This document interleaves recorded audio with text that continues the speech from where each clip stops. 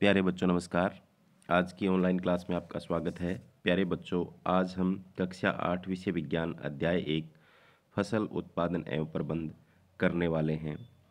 तो प्यारे बच्चों, आज हम इस पाठ के जो प्रश्न उत्तर हैं वो आपको करवाने वाले हैं। तो जो बच्चे चैनल पर नए हैं या जिन बच्चों ने अभी तक चैनल को सब्सक्राइब नहीं किया, सब्सक्राइब कर लें और अपने साथियों को शेयर ज़रूर कर दें, क्योंकि आप सभी बच्चे अभी 31 मार्च को पास होकर के नई क्लासेज में आए हैं। तो चैनल को सब्सक्राइब ज़रूर करें। तो शुरू करते हैं आज की क्लास।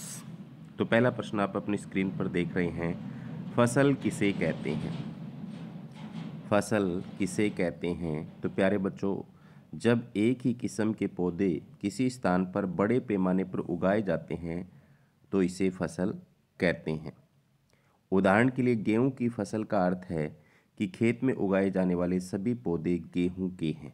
तो प्यारे बच्चों, बड़ा ही आसान है। जब एक ही किस्म के पौधे बड़े पैमाने पर उगाए जाते हैं तो उसे क्या कहते हैं? फसल कहते हैं। तो आगे चलते हैं, प्रश्न नंबर 2। ऋतु के आधार पर फसल कितने प्रकार की होती है? तो प्यारे बच्चों, ऋतु के आधार पर फसल कितने प्रकार की होती है? 2 प्रकार की। पहली खरीफ की फसल और दूसरी रबी की फसल। तो खरीफ की फसल क्या है?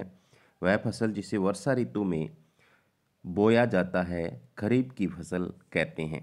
उदाहरण धान, मक्का, सोयाबीन, मूंगफली, कपास इत्यादि। इसका टाइम क्या होता है? जून में बोई जाती है, सितंबर में काटी जाती है। रबी की फसल क्या है? शीत ऋतु में उगाई जाने वाली फसलें रबी की फसल कहलाती है। उदाहरण गेहूं, चना, मटर, सरसों, अलसी रबी की फसल हैं और इसे नवंबर में बोया जाता है और अप्रैल में काटा जाता है।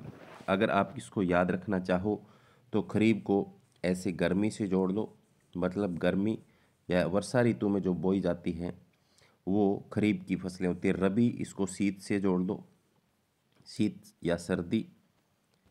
ठीक है, तो इस तरीके से आप इनको याद कर सकते हो। आगे है, कृषि पद्धतियाँ किसे कहते हैं? कृषि पद्धतियाँ किसे कहते हैं? तो प्यारे बच्चों, किसे कहते हैं कृषि पद्धतियाँ? किसानों द्वारा उपयोग में लाई जाने वाली कृषि पद्धतियाँ कौन कौन सी है? तो खेती करने के लिए किसान को अनेक क्रियाकलाप सामयिक अवधि में करने पड़ते हैं। यह क्रियाकलाप अथवा कार्य कृषि पद्धतियाँ कहलाते हैं।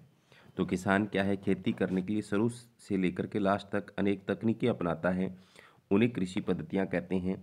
किसानों द्वारा उपयोग में लाई जाने वाली कृषि पद्धतियाँ निम्नलिखित है। तो किसान क्या करता है? सबसे पहले मिट्टी तैयार करता है। मिट्टी तैयार करने के बाद में बुआई करता है नंबर 2 पर। उसके बाद में खाद व उर्वरक देना, सिंचाई करना, खरपतवार से सुरक्षा, कटाई, भंडारण, ये सारी क्या हैं? कृषि पद्धतियां हैं। किसान जो तौर तरीके अपनाता है वो सारे क्या हैं? कृषि पद्धतियां हैं। प्रश्न नंबर 4 है, मिट्टी तैयार करना पर एक संक्षिप्त नोट लिखें। मिट्टी तैयार करना क्या है? मिट्टी तैयार करना कृषि की पहली प्रक्रिया है। तो कृषि की क्या है? पहली प्रक्रिया है। इसमें सबसे पहले मिट्टी की जुताई, यानी मिट्टी को उल्टा पलटना व पोला करना होता है। मिट्टी की जुताई की जाती है। जुताई ट्रैक्टर में लगे कल्टीवेटर या हल द्वारा की जाती है। मिट्टी को पोला करने से क्या फ़ायदे होंगे? जड़ें गहराई तक जा सकती हैं, मिट्टी की जल धारण क्षमता बढ़ती है, पोली मिट्टी में केंचुए सूक्ष्म जीवों की वृद्धि करने में सहायता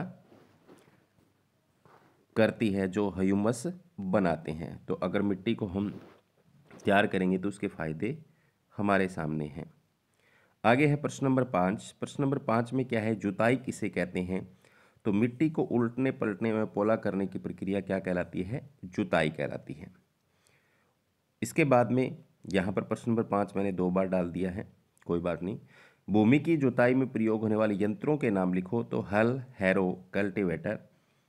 इसके बाद में प्रश्न नंबर 6 है, खेत में बड़े बड़े ढेले तोड़ने व भूमि को समतल करने के लिए क्या काम आता है? तो प्यारे बच्चों, सुहागा या पाटल काम आता है। किसको? बड़े बड़े ढेले जो होते हैं उनको तोड़ने के लिए। मिट्टी को उल्टते पलटते पोला करते हैं, तब क्या बड़े बड़े ढेले बन जाते हैं, उसको तोड़ने के लिए सुहागा या पाटल इस्तेमाल होता है। आगे है, कृषि औजार यंत्रों के नाम लिखो व वर्णन करो। कृषि औजार यंत्रों के हमें नाम लिखने हैं और उनका वर्णन करना है। तो सबसे पहला हल है। हल लकड़ी का बना होता है। यह बैलों की जोड़ी या अन्य पशु, घोड़े, ऊंट की सहायता से खींचा जाता है। इसमें लोहे की मजबूत तिकोनी पत्ती होती है। जिसे फाल कहते हैं। हल का मुख्य भाग लकड़ी का बना होता है जिसे हल सैफ्ट कहते हैं। इसके एक सिरे पर हैंडल होता है तथा दूसरा सिरा एक डंडे से जुड़ा होता है जिसे बैलों की गर्दन पर रखा जाता है। तो ये आप देख सकते हैं हल का चित्र है। यहाँ पर ये हल सैफ्ट है जिसके बैलों की गर्दन पर ये हाथ में पकड़ने के लिए हैंडल है, और ये तिकोनी पत्ती है जिसको क्या कहते हैं, फाल कहते हैं। उपयोग क्या है? हल का उपयोग जुताई, खाद, उर्वरक मिलाने, खरपतवार निकालने, मिट्टी को खुरचने के लिए करते हैं। तो ये हल के बारे में था, हल का चित्र आपके सामने है। इसके बाद में कुदाली। कुदाली क्या है? कुदाली है, यह एक सरल औजार है। इसमें एक लकड़ी अथवा लोहे की छड़ होती है जिसके एक सिरे पर लोहे की चौड़ी मुड़ी हुई प्लेट लगी होती है जो ब्लेड की तरह कार्य करती है। इसका दूसरा सिरा पशुओं से खींचा जाता है। इसका उपयोग खरपतवार निकालने में मिट्टी को पोला करने के लिए करते हैं। तो प्यारे बच्चों, ये कुदाली है। ठीक है, आपकी बुक में भी चित्र दिया गया है, ये कुदाली का चित्र है। ठीक है, आप देख सकते हैं। इसके बाद में है कल्टीवेटर। कल्टीवेटर भी आपको पता है, सबने देखा भी है, ट्रैक्टर के द्वारा खींचा जाता है। आजकल जुताई के लिए कल्टीवेटर का प्रयोग होता है जो ट्रैक्टर से खींचा जाता है। इससे श्रम अथवा समय दोनों की बचत होती है। इसका चित्र मैंने यहाँ नहीं बनाया है, तो आप बुक में देख लेना। आगे है बुआई किसे कहते हैं? तो खेत में बीज बोने की क्रिया बुआई कहलाती है। किसान जो खेत में बीज बोता है उसे क्या कहते हैं? बुआई। बुआई बीज वेदक, रोपण, प्रसारण या सीड ड्रिल से की जाती है। बीज वेदक क्या होता है? इस तरीके का एक औजार होता है इससे किया जाता है, या रोपण पौधों को रोपा जाता है, या प्रसारण मतलब छिड़काव किया जाता है, या सीड ड्रिल मशीन से। सीड ड्रिल क्या है? प्रश्न नंबर 9 में पूछा है। इसके क्या लाभ हैं? तो बुआई के लिए यह आधुनिक उपकरण है। इसके लाभ निम्नलिखित हैं। ट्रैक्टर के द्वारा सीड ड्रिल से बिजाई की जाती है। इसके द्वारा बीजों में समान दूरी व गहराई बनी रहती है सीड ड्रिल से। बुआई के बाद बीज मिट्टी से ढक जाएं। इसके उपयोग से समय व श्रम दोनों की बचत होती है। ये सीड ड्रिल के फायदे हैं। इसके बाद में आगे है प्रश्न नंबर 10, खाद एवं उर्वरक किसे कहते हैं? तो वे पदार्थ जिन्हें मिट्टी में पोषक स्तर बनाए रखने के लिए मिलाया जाता है उन्हें खाद एवं उर्वरक कहते हैं। मिट्टी में जो हम पौधे उगाते हैं उनको क्या चाहिए? पोषक तत्व चाहिए, और लगातार फसल उगाने से मिट्टी में पोषक तत्वों की कमी हो जाती है, तो उसको पूरा करने के लिए हम खाद एवं उर्वरक देते हैं। उर्वरक तथा खाद में अंतर लिखें। तो उर्वरक एक अकार्बनिक लवण है। खाद एक प्राकृतिक कार्बनिक पदार्थ है जो गोबर, मानव अपशिष्ट एवं पौधों के अवशेष के विघटन से बनता है। उर्वरक का उत्पादन फैक्ट्रियों में होता है। खाद खेतों में बनाई जा सकती है। उर्वरक से मिट्टी को ह्यूमस प्राप्त नहीं होता। खाद में मिट्टी को ह्यूमस प्रचुर मात्रा में प्राप्त होता है। यानी जो मृत कार्बनिक पदार्थ जो होते हैं, मृत गले सड़े पदार्थ जो होते हैं, उसको सूक्ष्म जीव विघटित कर देते हैं और काले रंग का पदार्थ बनाते हैं, उसे ह्यूमस कहते हैं। तो खाद में ह्यूमस नहीं होता। खाद में तो ह्यूमस होता है, उर्वरक में नहीं होता। ठीक है, आगे है प्रश्न नंबर, इसी में है एक अंतर और रह गया है। उर्वरक में पादप पोषक जैसे कि नाइट्रोजन, फास्फोरस तथा पोटेशियम प्रचुर मात्रा में होते हैं। खाद में पोषक तुलनात्मक रूप से कम होते हैं। आगे है प्रश्न नंबर 12, फलीदार पौधे। लेग्यूमिनस पौधों की जड़ों की ग्रंथिकाओं में कौन सा जीवाणु होता है जो वायुमंडलीय नाइट्रोजन का स्थिरीकरण करते हैं? तो प्यारे बच्चों, जो फलीदार पौधे होते हैं उसकी जड़ों में राइजोबियम नाम का जीवाणु होता है। ठीक है, जो वायुमंडलीय नाइट्रोजन का स्थिरीकरण करता है। खाद के क्या लाभ हैं? प्रश्न नंबर 13 में, इससे मिट्टी की जल धारण क्षमता बढ़ती है। इससे मिट्टी भुरभुरी और सरंध्र हो जाती है जिसके कारण गैस विनिमय सरलता से होता है। इससे मित्र जीवाणुओं की संख्या में वृद्धि होती है। जैविक खाद से मिट्टी का गठन सुधर जाता है। ये खाद के लाभ हैं। इसके बाद में प्रश्न नंबर 14 जो है उसमें पूछा है सिंचाई किसे कहते हैं? तो खेत में विभिन्न अंतराल पर जल देना सिंचाई कहलाता है। आसान है। सिंचाई की पारंपरिक विधियां कौन सी है जो आज प्रयोग नहीं की जाती, पहले प्रयोग में ली जाती थी? मोट या घिरनी, चैन पंप, ढेकली, रहट, उत्तोलक जिसको बोलते हैं। तो ये आप अपनी जो बुक है उसके अंदर चित्र देख सकते हैं। प्रश्न नंबर 16 जो है, सिंचाई की आधुनिक विधियां कौन कौन सी हैं जिससे जल संरक्षित रहता है, वर्णन करो। तो आज जो विधियां प्रयोग ली जाती हैं सिंचाई की आधुनिक विधियां, नंबर 1 छिड़काव तंत्र। तो नाम से ही पता चल रहा है, इस विधि का उपयोग असमतल भूमि के लिए जहां जल की कमी हो वहां होता है। इसमें ऊर्ध्व पाइपों की ऊपरी सिरों पर घूमने वाले नोजल लगे होते हैं। जब पंप से जल भेजा जाता है तो ये घूमते हैं वर्षा की तरह पानी का छिड़काव करते हैं। इसे छिड़काव तंत्र या फुहारा तंत्र भी कहते हैं। तो यहाँ इसका चित्र भी मैंने बनाया है, आप देख सकते हैं। इसके अंदर क्या है, यहाँ पर नोजल लगे हुए हैं, आगे एक कुआं है, कुएं से पानी मोटर से इन पाइपों में जा रहा है, यहाँ नोजल लगा है, ये घूमते हैं फुहारे की तरह और बारिश के रूप में पानी डालते हैं। इसके बाद में ड्रिप तंत्र। तो ड्रिप तंत्र जो है वो कहाँ काम आता है? इस विधि में जल बूंद बूंद करके पौधों की जड़ों में गिरता है, अतः इसे ड्रिप तंत्र कहते हैं। फलदार पौधे बगीचों के पानी देने का सर्वोत्तम तरीका है ये। इससे पौधे को बूंद बूंद करके जल प्राप्त होता है, पानी व्यर्थ नहीं जाता। यह जल की कमी वाले क्षेत्रों में होता है। तो बागवानी के अंदर इसमें क्या होता है, पाइपें बिछाई होती है ऐसे और सुराख किए होते हैं छोटे छोटे, जो पानी की बूंदों के रूप में पानी की बूंद जो पौधों की जड़ों में डालते रहते हैं। इसके बाद में प्रश्न नंबर 17 जो है उसमें खरपतवार किसे कहते हैं? तो फसली पौधों के साथ कुछ अनावश्यक पौधे प्राकृतिक रूप से उग जाते हैं, जिसको हम नहीं उगाते, उन्हें क्या कहते हैं? खरपतवार कहते हैं। उदाहरण के लिए बथुआ, जेई। इसके बाद में है निराई किसे कहते हैं? तो भूमि से अनावश्यक पौधे खरपतवार हटाना निराई कहलाता है। खरपतवार को जमीन से निकालना निराई कहलाता है। निराई कस्सी, खुरपा, कल्टीवेटर आदि से की जाती है। प्रश्न नंबर 19 में पूछा है खरपतवार नाशी किसे कहते हैं? तो खरपतवार को नष्ट करने के लिए उपयोग में आने वाले रसायन खरपतवार नाशी कहलाते हैं। उदाहरण 2,4-D। ये गेहूं के अंदर बथुए को नष्ट करने के लिए प्रयोग की जाती है। आगे है प्रश्न नंबर 20, कटाई किसे कहते हैं? तो फसल पक जाने के बाद उसे काटना कटाई कहलाता है।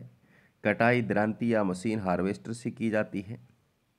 पहले दरांती से करते थे, आजकल हार्वेस्टर आ गए हैं। इसके बाद में थ्रेसिंग क्या है? प्रश्न नंबर 21 में पूछा है अनाज को भूसे से अलग करना थ्रेसिंग कहलाता है। अन्न को भूसे से अलग कर चारे के रूप में प्रयोग करते हैं। मढ़ाई का कार्य थ्रेसर या कंबाइन हार्वेस्टर द्वारा किया जाता है। ये जो काम है वो थ्रेसर या कंबाइन द्वारा करते हैं। कटाई पर्व कौन कौन से हैं? तो कटाई पर्व पोंगल, बैसाखी, होली, दिवाली, नभान्या एवं बिहू क्या हैं? इसके बाद में भंडारण क्या है? फसल उत्पाद अनाज को संरक्षित रखना भंडारण कहलाता है। फसल पकने के बाद फसल जो निकाल लेते हैं उसको उचित रूप से रखना भंडारण कहलाता है। फसल उत्पाद का भंडारण जूट के बोरों में, धातु के बड़े पात्रों में करते हैं, परंतु बीजों का बड़े पैमाने पर भंडारण साइलों और भंडारघरों में होता है। इसके बाद में पशुपालन किसे कहते हैं? तो वैज्ञानिक तौर तरीके से जंतुओं की देखभाल एवं पालने की क्रिया को पशुपालन कहते हैं। प्रश्न नंबर 25 में पूछा है उचित सबज छांटकर रिक्त स्थानों की पूर्ति करें।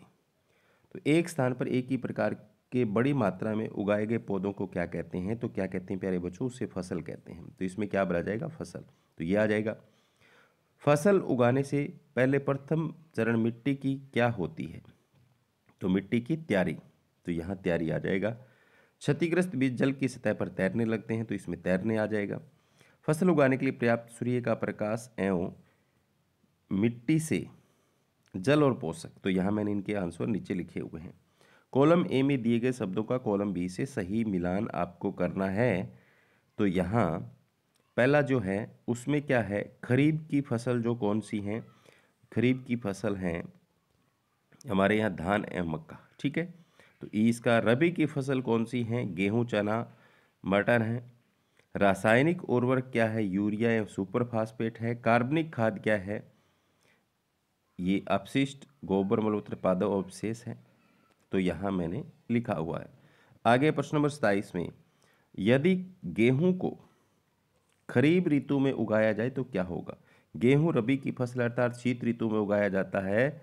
यदि गेहूं की रबी की बजाय खरीफ ऋतु वर्षा ऋतु में बोया जाए तो अधिक वर्षा के कारण फसल नष्ट हो जाएगी। आगे है खेत में लगातार फसल उगाने से मिट्टी पर क्या प्रभाव पड़ता है? तो खेतों में उगाई जाने वाली फसलें पोषक तत्वों को ग्रहण करती है।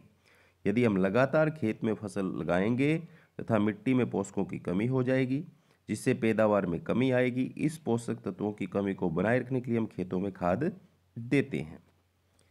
प्रश्न नंबर 29 है खेत को परती छोड़ना या खाली छोड़ना किसे कहते हैं?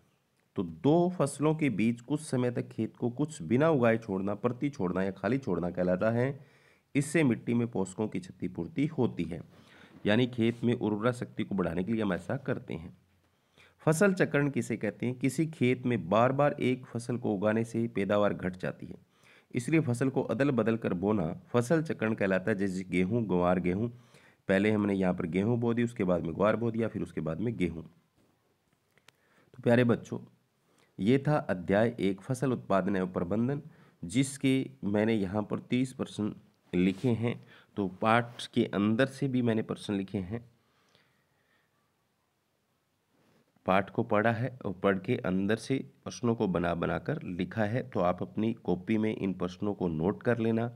इस पाठ में इन प्रश्नों के अलावा और प्रश्न कोई अगर बनता है तो वो भी आप देख सकते हो। जो मेरे हिसाब से जो प्रश्न बने मैंने आपको करवा दिए हैं। धन्यवाद।